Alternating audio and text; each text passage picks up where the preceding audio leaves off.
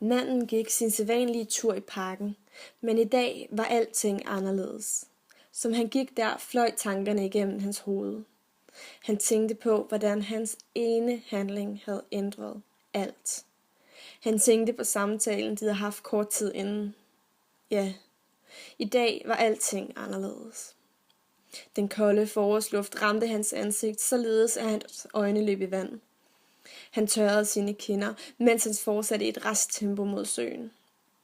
Det var helt underligt at kigge på fuglene og se, hvordan de slet ikke var påvirket af situationen.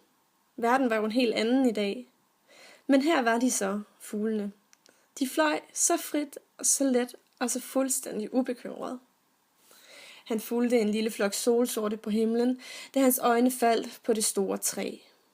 Det træ, som havde været så småt og skrøbeligt, dengang han så det for første gang som barn. Det var snart 25 år siden, og i dag stod træet som en kæmpe ved søen. Sammen var de vokset op.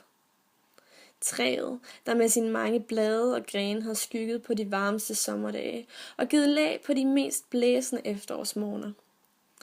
Det var også her, han havde mødt hende for første gang. Han nærmede sig træet, skridt for skridt.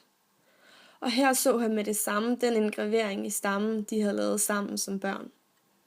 Træet virkede næsten levende i dag, og han tænkte på alle minderne. Hver en gren var som et minde i sig selv. Som han stod her ved træet, ved søen, gled hans tanker over på hans far. Det var ham, som havde vist ham stedet dengang som barn. Han tænkte på, hvad han havde sagt, hvis han stadig havde været her.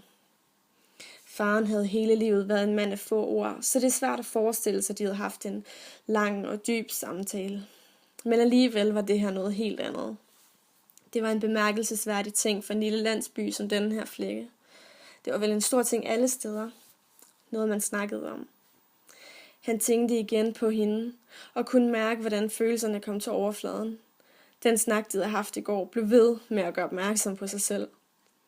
Det var her, hvor han stod og kiggede på træet i sine egne tanker, at det slog ham, at træet med alle sine engraveringer, minder og hemmeligheder ville blive her for altid, selvom han ikke ville.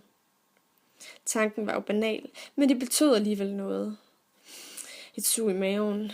Han måtte videre nu. Det var en ny verden, der ventede. For ja, i dag var alting anderledes.